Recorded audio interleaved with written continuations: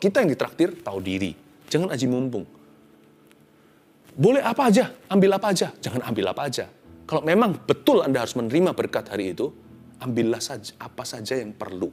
Bukan apa saja. Ambil saja apa yang perlu. Bukan ambil apa saja yang perlu, ambil semua. Kalau Anda belum subscribe di channel ini, segera supaya Anda bisa mengikuti terus rema-rema dari Roh Kudus ya.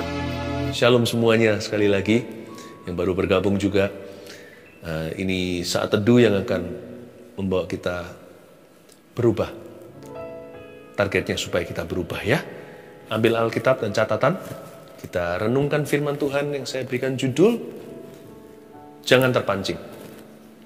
Saya hari-hari ini waktu baca perjanjian lama diingatkan Tuhan, syarat masuk tanah perjanjian itu gampang. Sebab semua Tuhan yang bekerja. Kita tinggal meresponinya. Usaha kita nggak seberapa dibanding dengan janjinya. Tapi yang satu hal ini jangan diabaikan. Kita harus hati-hati. Jangan kita itu menyimpang ke kanan dan ke kiri. Ada banyak godaan. Ada banyak jebakan. Ada banyak pancingan. Kalau kita bisa on the good path, kita berada di jalan yang benar. Kalau kita berada di jalan-jalan Tuhan, jangan menyimpang. Jangan mudah terpancing jadi orang. Nanti ya, momentum, tumpuk momentum. Musim silih berganti, Anda akan semakin kuat. Janji Tuhan semakin jadi dalam kehidupan Anda dan saya. Jangan terpancing saja. Jangan terpancing apa kata orang.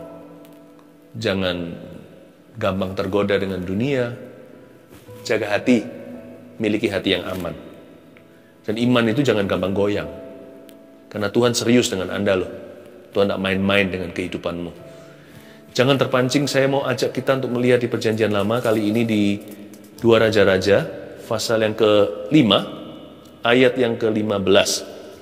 Saya lompat cerita tentang Elisa dan Gehazi.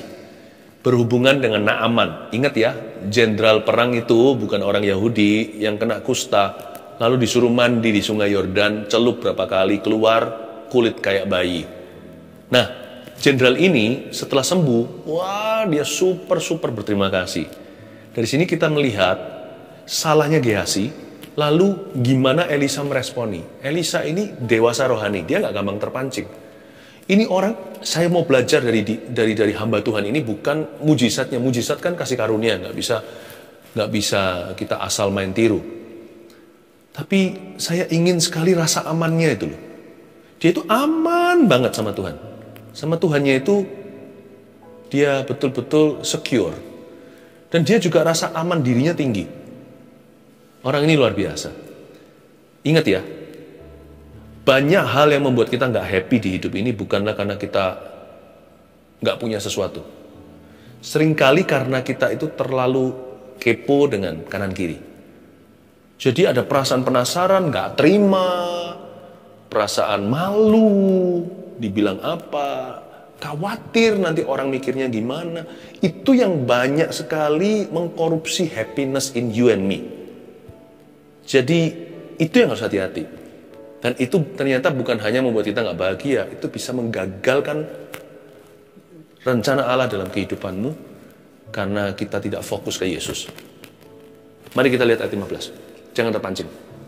Kemudian kembalilah ia dengan seluruh pasukannya, si Naaman, kepada abdi Allah itu.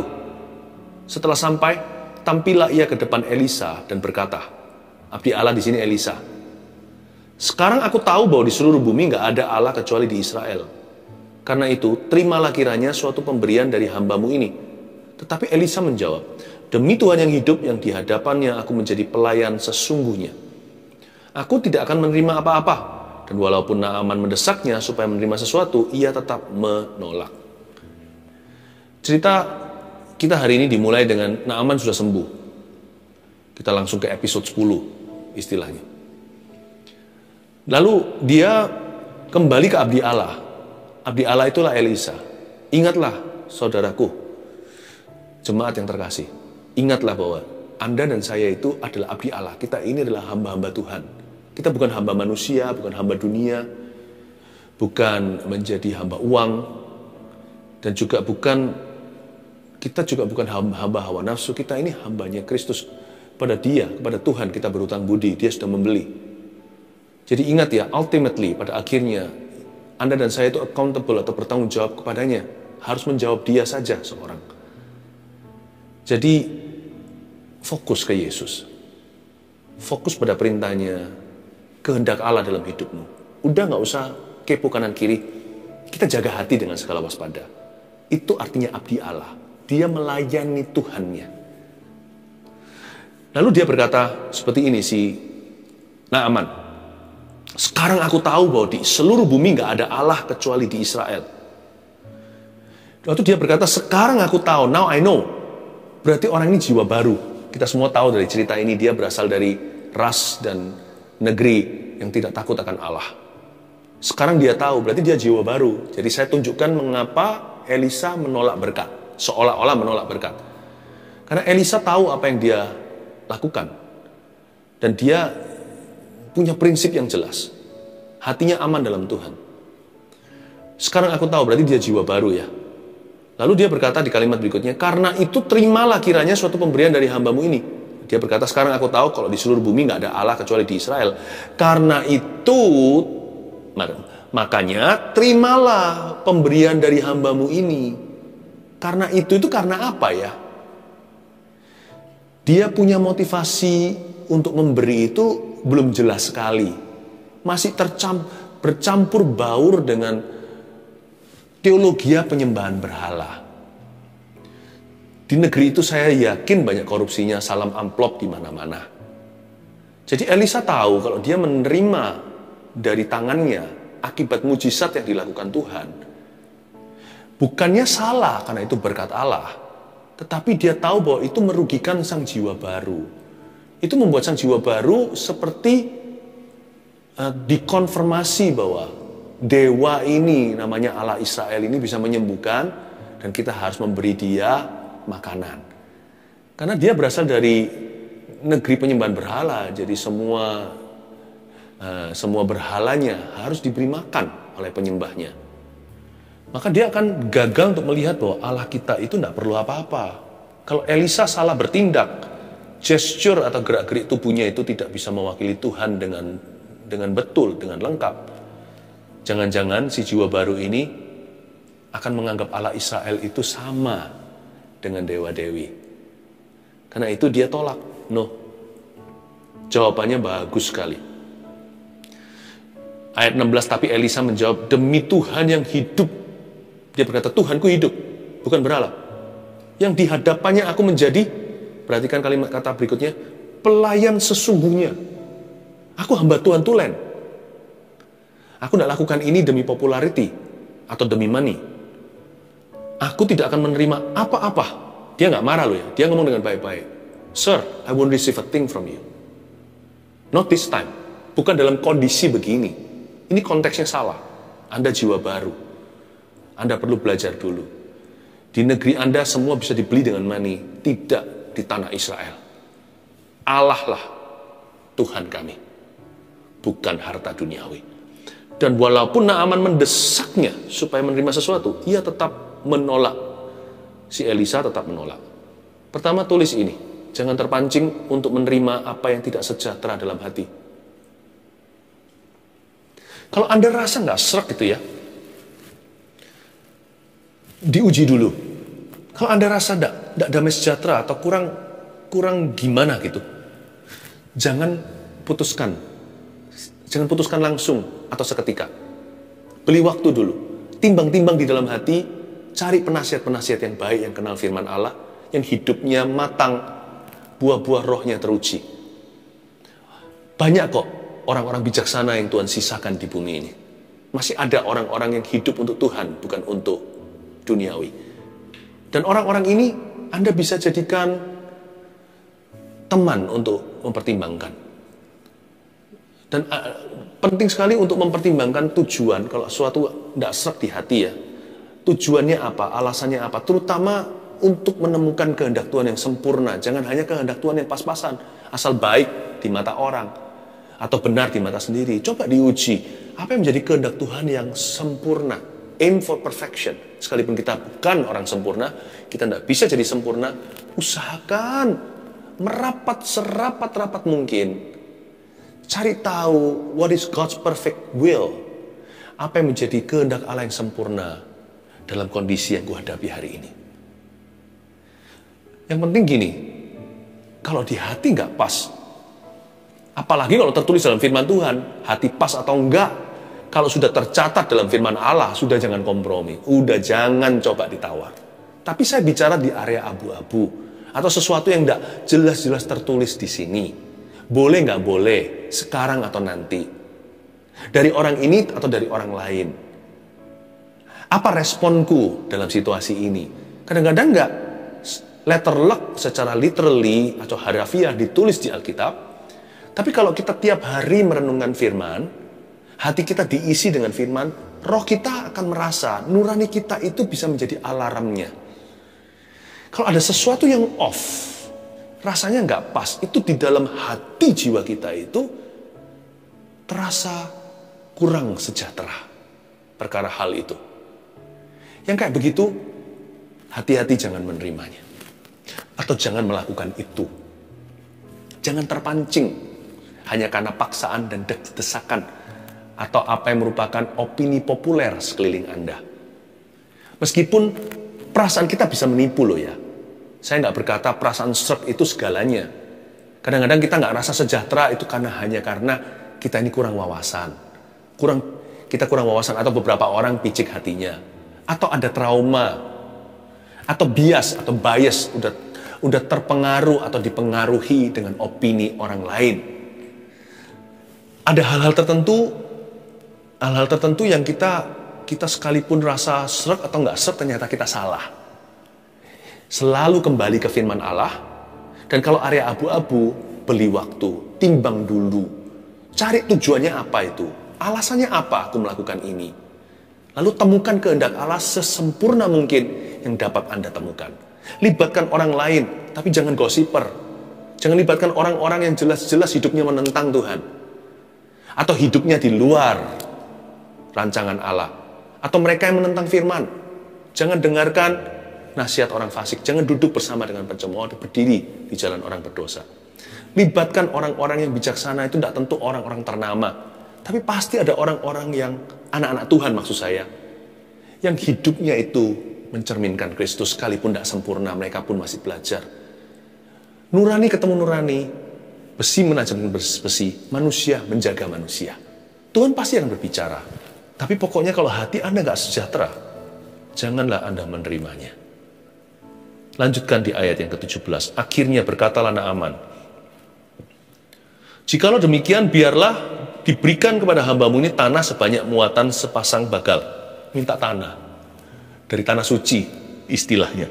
Sebab hambamu ini tidak lagi akan mempersembahkan korban bakaran atau korban sembelian kepada Allah lain, pada dewa dewinya, kecuali kepada Tuhan. Lihat ya, masih ada semacam superstisi. Padahal Elisa udah bilang apa tadi? Allahku hidup, jadi kamu bisa menyembah dia di mana-mana, bukan di gunung tertentu. Tetapi dia belum mengerti juga karena dia kan jiwa baru. Baru aja kenal, baru saja kena kuasanya Tuhan. Lalu dia berkata, boleh nggak saya bawa segumpal tanah? Ayat 18, dan kiranya Tuhan mengampuni hambamu ini dalam perkara yang berikut. Apabila Tuanku masuk ke kuil Rimon untuk sujud menyembah di sana, maksudnya rajanya Naaman, dan aku menjadi pengapitnya ya, sehingga aku harus ikut sujud menyembah dalam kuil Rimon itu. Kiranya Tuhan mengampuni hambamu itu dalam hal itu. Cukup fair sih, dia berkata, waduh tugasku nggak mudah, aku ini jenderal, lalu panglima rajaku itu menyembah di kuil Rimon. Kalau aku nggak masuk, aku salah. Aku masuk, aku salah. Sebab sekarang aku telah mengenal Allah Israel. Dia berkata, doakan saya supaya saya bijaksana, supaya saya bisa bertindak dengan tepat di depan raja, khususnya di depan raja di atas segala raja, yaitu Tuhan Allah kita. Oke, cukup fair. Saya lihat reaksi responnya Elisa itu bagus. Maka berkatalah Elisa kepadanya, ayat 19, pergilah dengan selamat. Inilah shalom, go. God will save you. Allah akan menyelamatkanmu. Ternyata Elisa ini orangnya begini ya, kalau saya selidiki dari sini, ini seorang bapak yang sudah mulai berusia. Dan dia ini bijaksana. Orangnya itu kaku di prinsip, tapi fleksibel metodenya. Dia tahu batasnya, metode juga nggak bisa dihalalkan semua. Ujung-ujung nanti mengubah prinsip kerajaan Allah, alias kompromi dengan dosa. Tapi Elisa tahu, orang ini bergumul dengan sesuatu, dia masih jiwa baru, dia kaku prinsipnya, sembah hanya Allah yang hidup. Tapi nanti kamu akan tahulah harus berbuat apa. Dia fleksibel di metodenya. Silakan ambil gumpalan tanah itu untuk mengingatkan kamu dari sini. Itu bukanlah okultisme, nggak apa-apa. Ya. Tapi Elisa tidak berdebat dengan dia. Wise dan bijaksana. Sedikit tambahan lah, sedikit note tambahan buat Anda. Jadi orang itu jangan kaku-kaku di ujungnya. Kaku itu di dalam prinsipnya. Tapi belajar untuk toleran dengan orang. Bukan kompromi loh ya. Ada batasnya. Tapi belajar untuk bisa menerima perbedaan. Tapi kalau jalan keselamatan hanya satu. Jangan jelekkan kepercayaan. Tapi juga jangan kompromikan keyakinanmu. Oh, I believe that Jesus is the only way. Yesus adalah satu-satunya jalan. Kalau tidak gitu, Yesus mati konyol di kayu salib itu. Ngapain mati begitu kalau ada jalan lain ya kan? Kalau itu harus kaku. Tetapi kalau sama orang lain itu jangan nggak kenaan. Aku maunya begini. Gua nggak peduli sama lu. Nggak boleh begitu. Lihat si Elisa, sangat aman. Dia sangat aman dengan Tuhan. Lalu setelah Naaman berjalan tidak seberapa jauh daripadanya, ini kita mulai lihat ya malunya Gehazi ayat 20. Berpikirlah Gehazi, bujang Elisa itu, abdi Allah. Bujang Elisa abdi Allah itu. Sesungguhnya tuanku terlalu menyegani Naaman. Orang Aram ini dengan tidak menerima persembahan yang dibawanya. Demi Tuhan yang hidup, sesungguhnya aku akan berlari mengejar dia dan akan menerima sesuatu daripadanya. Lalu Gehazi mengejar Naaman dari belakang. Nggak tahu malu orang itu. Ketika Naaman melihat ada orang berlari-lari mengejarnya, turunlah ia dengan segera dari atas kereta untuk mendapatkan dia dan berkata, selamat. Berhenti di situ dulu, di ayat 21. Jadi tiba-tiba Gehazi itu mikir sendiri. Makanya jangan ngelamun di siang hari. Bekerja, kerjakan visimu yang dari Tuhan. Kalau tidak punya visi sendiri, kalau Anda bekerja di perusahaan orang, kerjakan visi perusahaan itu. Kalau Anda melayani, kerjakan visi pastormu. Asal visi itu baik dan benar. Ayat 20 itu berpikirlah Gehazi, bujang Elisa abdi Allah itu. Sesungguhnya tuanku terlalu menyegani Naaman. Ini orang sok tahu. Ini loh, gini loh. Si Elisa itu nggak mau terima. Saya pernah hitung ya kasarannya. Berapa yang ditawarkan sama Elisa. Itu jumlahnya tidak main-main loh. Saya pernah hitung, saya lupa. Saya udah tulis di Alkitab saya ini dulu. Waktu saya pernah hitung. Itu jumlahnya aduhai nilai hari ini. Udah bisa pensiun dini. Si Gehazi ngiler dia. Dan dia berkata, tuanku Elisa ini, dia nggak mau terima persembahannya karena terlalu menyegani Naaman. Dia sungkan. Jangan lupa ya, di hidup ini selalu akan ada orang yang sok tahu tentang dirimu. Akan ada orang yang sok mengerti tentang kita. Bahkan kadang-kadang tidak segan-segan mengatasnamakan. Be careful, hoax-hoax itu mulai dari situ. Atau fitnah-fitnah dan gosip-gosip.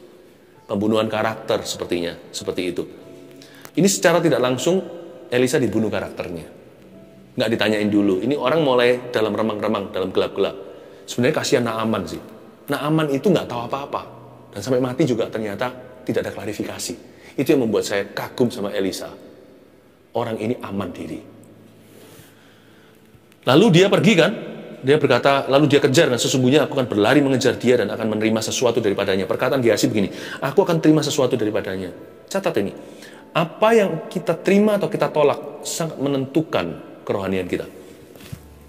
Bukan hanya kapan kita menerimanya atau kapan kita menolaknya. Jadi orang itu jangan aji mumpung. Kalau ada orang berkata, pesan apa aja di menu itu. Kalau itu bukan kita yang ditraktir ya kan. Pesannya yang tenggang rasa. Sekalipun orang itu orang kaya raya. Jangan aji mumpung, wow boleh apa saja ya. Cari dulu, bukan lihat menu makanannya, cari harganya. Yang nolnya paling banyak, di order dulu. Lain cerita, kalau Anda yang menraktir, Lebih diberkati memberi daripada menerima. Kalau kita yang menraktir, kita haruskan kalau ada orang sungkan, kamu pilih yang paling enak. Kalau kita yang orderkan, mereka ngikut aja. Kalau kita diberkati Tuhan, berkati orang dulu. Orderkan yang paling baik untuk mereka. Kalau perlu yang paling mahal. Kalau enggak, jangan traktir orang. Kalau enggak berani. Tapi kalau kita yang ditraktir, tahu diri. Jangan aji mumpung. Boleh apa aja, ambil apa aja. Jangan ambil apa aja. Kalau memang betul Anda harus menerima berkat hari itu, ambillah saja apa saja yang perlu. Bukan apa saja. Ambil saja apa yang perlu. Bukan ambil apa saja yang perlu. Ambil semua itu. Soal keperluan keinginan kadang-kadang nggak jelas kan. Yang ini gue mau karena itu. Kalau aku mau berarti aku butuh. Sudah nggak jelas. Mana need, mana want. Ambil saja apa yang perlu. Bukan semua yang kau mau. Jangan jadi orang seperti itu. Jangan terpancing dengan godaan. Meskipun orang yang menawarkan tidak tentu menggoda Anda. Godaan itu dari dalam dirimu sendiri soalnya. Sesungguhnya aku akan berlari mengejar dia. Jadi apa yang kita terima atau kita tolak. Kapan kita menerima dan menolaknya akan menentukan kerohanian kita. Mari kita sama-sama jadi orang Kristen yang tidak murahan. Percayalah. Rasa aman sama Tuhan. Allah kita tuh memelihara. Tuhan tuh baik. Ayat 21 lalu Gehazi, sudah ya tadi ayat 22. Ya sekarang saya tunjukkan ya. Betapa hebatnya Elisa ini. Jawabnya Naaman ini. Kan dikejar gitu. Selamat. Shalom dia bilang. Tuanku Elisa menyuruh aku. Aduh. Atas namakan lagi. Tuanku Elisa menyuruh aku mengatakan, baru saja datang kepada aku 2 orang muda dari pegunungan Efraim. Bohong ini dia. Dari antara rombongan Nabi. Baiklah. Berikan kepada mereka setalenta perak dan 2 potong pakaian. Ini orang yang mengatasnamakan akunmu untuk minta sumbangan, bantuan, bahkan pulsa. Tuanku Elisa minta ini. 2 orang muda dari pegunungan bla bla bla. Ayat 23. Naaman berkata, silakan. Karena Naaman sangat kagum sama Elisa. Ambillah 2 talenta. Jangan cuma 1. 2 talenta itu bukan 2 talenta. 2 talenta itu equals to sama dengan 68 kilo sesuatu. 34 kilo itu 1 talenta. Disuruh ambil 68 kilo, whatever. Baju lah, wardrobe-nya, isi lemari, emas perak. 68 kilo, perak aja berapa? Apalagi emas. Hari ini kita tahu segramnya berapa duit. Naaman mendesak dia dan membungkus 2 talenta perak. Ini perak nih, dalam 2 pundi-pundi. Dan 2 potong pakaian. Lalu memberikannya kepada kedua bujangnya. Mereka ini mengangkut semuanya di depan Gehazi. 2 pakaian ini, pakaian branded tentunya. Nggak ada yang salah dengan itu sih. Tetapi cara mendapatkannya itu salah dengan memanipulasi. Setelah mereka sampai ke bukit, disambutnya lah dari tangan mereka. Diambil sama si Gehazi, disimpannya di dalam rumah. Disuruhnya kedua orang itu pergi. Wejah sana, pulang. Maka pergilah mereka. Ayat 24. Gini ya, kita kembali ke ayat 22 tadi. Gehazi bilang apa? Jawabnya, selamat, tuanku Elisa menyuruh aku.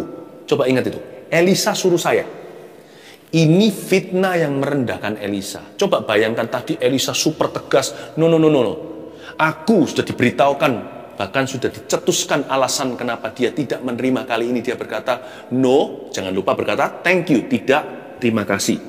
Elisa ngomong dengan sangat santun dan menghormati. Bapak Jenderal, dia berkata begini. Dia berkata bahwa Allah yang hidup. Dia itu hidup.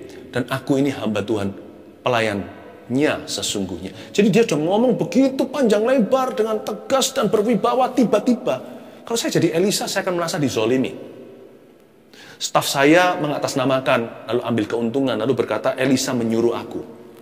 Ini merendahkan sekali. Saya yakin reputasi Elisa pasti terlukai dengan ini. Minimal bukan Naaman, karena Naaman masih sangat overwhelmed. Dia masih kesengsem sekali dengan mujizat itu. Dia masih tidak bisa lupa. Saking happy-nya. Karena dia kusta kan. Mau jadi jenderal panglima. Kusta aja nggak bisa sembuhkan sendiri. Bisa menang perang tapi. Dia bisa sembuh itu apa aja kasih. Dia udah siap kok bawa semua angpau itu untuk diberikan. Tidak dibawa pulang kembali. Dia senang. Si Naaman sih pasti nggak ada pikiran negatif. Orang-orang yang lainnya itu loh. Ya mungkin berkata gitu. Hamba-hambanya kan ini panglima bawa banyak entourage. Banyak sekali rombongan. Tadinya gagah-gagah. Ujungnya mau juga. Itu namanya mau-mau. Malu-malu tapi mau. Pasti mereka akan ngomong miring tentang Elisa. Kalau saya jadi Elisa, apalagi kalau saya tahu, mungkin kita semua terpancing untuk membenarkan diri. Pasti kita memberi klarifikasi. Inilah hebatnya Elisa. Elisa tidak lakukan itu. Tulis dulu nomor 2. Jangan terpancing untuk membenarkan diri ketika disalah mengerti. Kalau kita melempari setiap anjing yang menggonggong, kita tidak akan sampai ke tujuan. Saya pernah dengar pepatah semacam itu bukan dari saya. Kata kalimat ini, kalimat populer mana?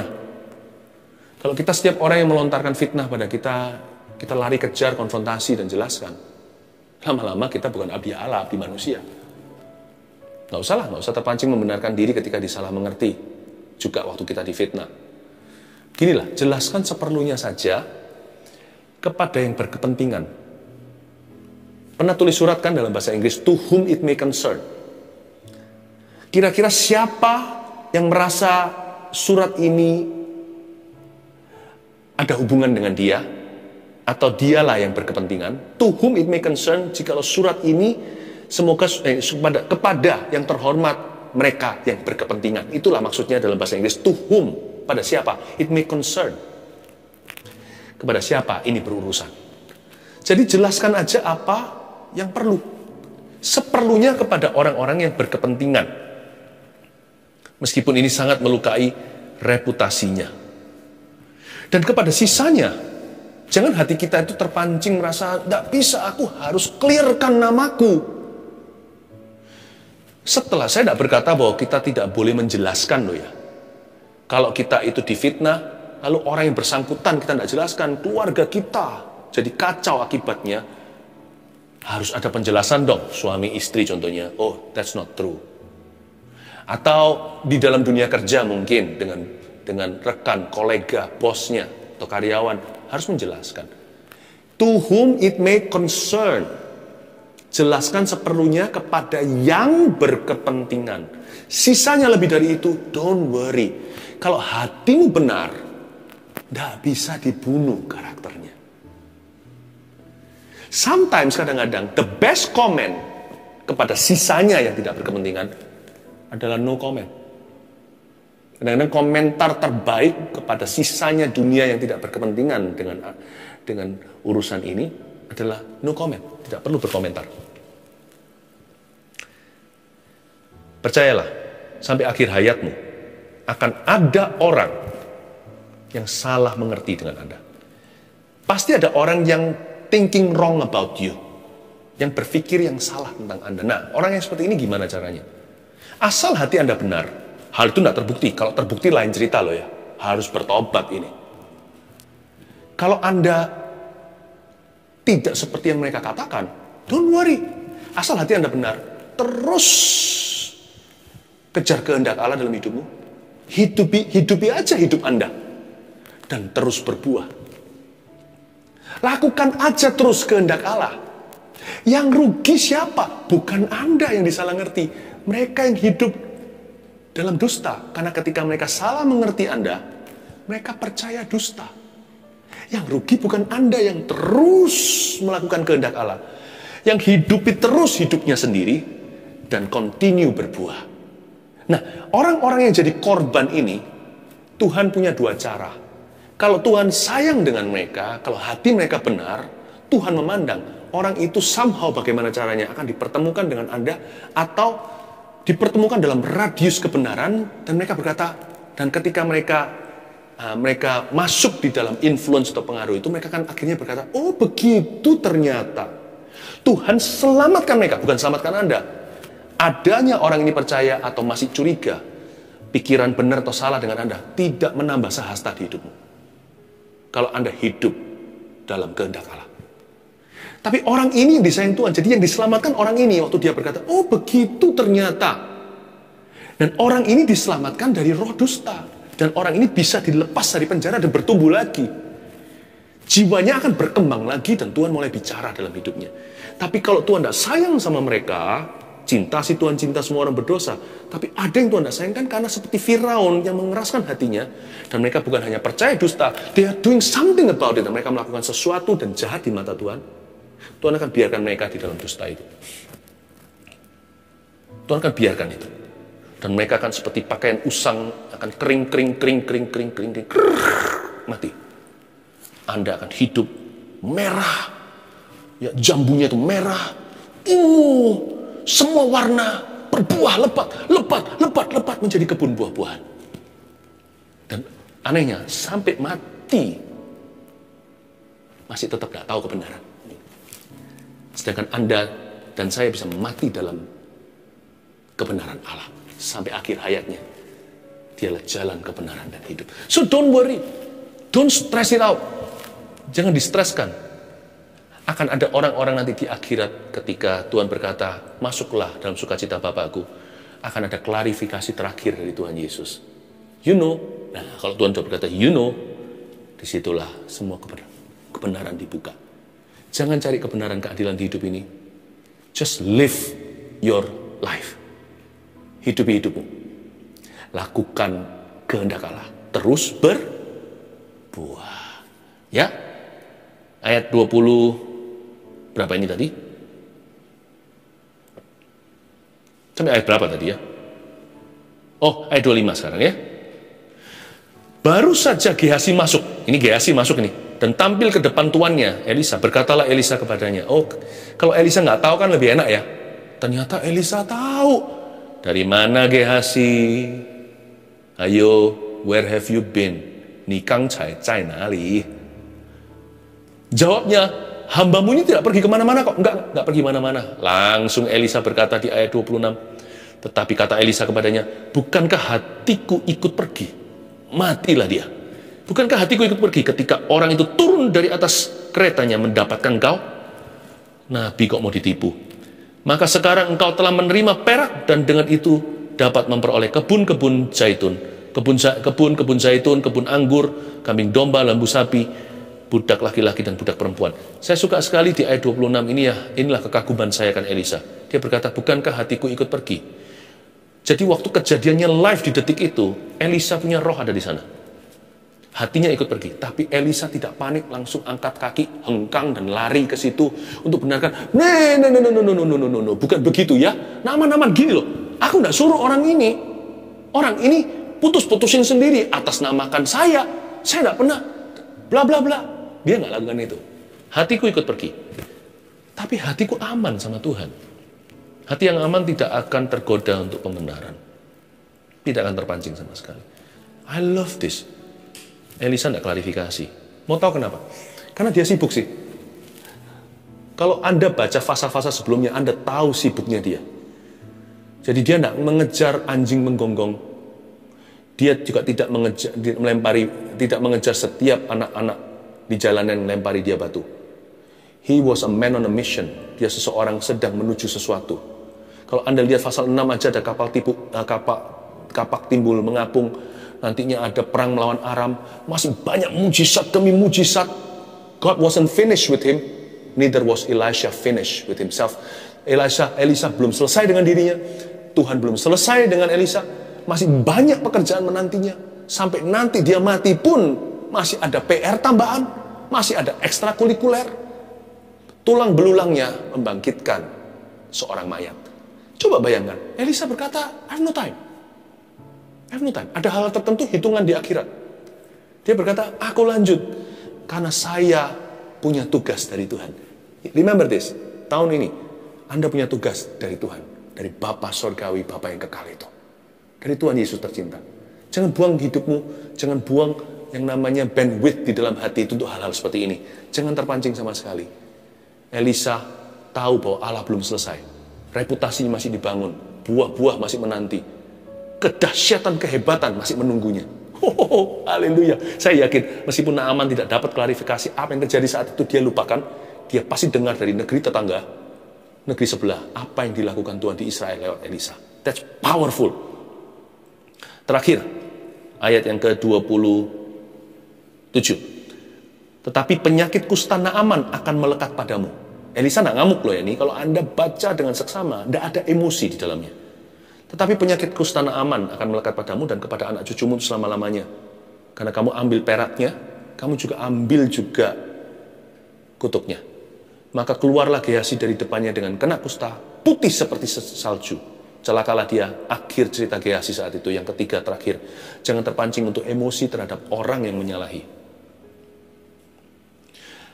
Penghakiman itu milik Allah. Catat di hati. Elisa di sini tidak pakai emosi kalau Anda baca. Elisa hanya menegur dengan santun. Dia tegur Gehazi sekalipun tegas. Dia memperingatkan tapi dengan kata-kata yang jelas. Dia berkata, karena kamu ambil peraknya, kamu lakukan ini di belakangku, maka terpaksa kusta orang itu juga melekat padamu. Maka keluarlah Gehazi. Itu bagian Elisa, dia hanya memperingatkan dan menegur. Bagian Tuhan adalah penghakiman. Langsung immediately ketika itu juga. Si Gehazi kena kusta, putih seperti salju. Ini nggak sembuh sampai mati. The end of Gehazi. Jangan terpancing, satu, jangan terpancing untuk menerima apa yang tidak sejahtera dalam hati. Dua, jangan terpancing untuk membenarkan diri ketika disalah mengerti. Tiga, jangan terpancing untuk emosi terhadap orang-orang yang menyalahi. Percayalah, hidupi hidup Anda, lakukan kehendak Allah, terus berbuah. God bless you. 1 Petrus 4 ayat 7. Kesudahan segala sesuatu sudah dekat. Karena itu, kuasailah dirimu dan jadilah tenang, supaya kamu dapat berdoa.